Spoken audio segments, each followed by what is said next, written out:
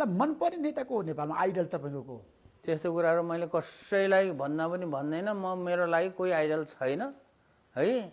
मलाई मनपर्ने खाना के हो भनेर होइन होइन मनपर्ने खाना के हो भन्यो भने म त्यो पनि म छैन।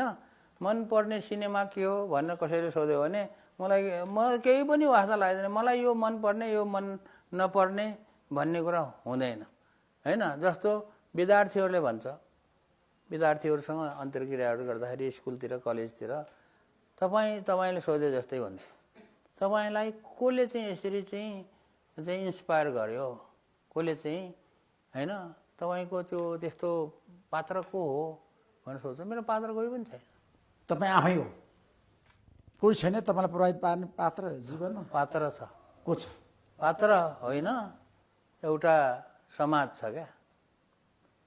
मैले जे काम गरिरहेको छु समाजले मलाई चाहिँ प्रोत्साहन गर्छ क्या। किन प्रोत्साहन गर्छ त भन्दाखेरि समाजमा देशमा अहिले त समाजको कुरा मात्रै आएन, दुःख छ। दुःख देखेँ मैले। म अमेरिकाबाट चाहिँ यसो घुम्न आएको मान्छे हो नि। गाउँमा कसरी अड्कियो त? यसो गाउँघरमा डुल्दाखेरि गाउँघरको दुःख सबैलाई थाहा छ। धेरै किसिमको समस्या छ, हरेक क्षेत्रमा समस्या छ।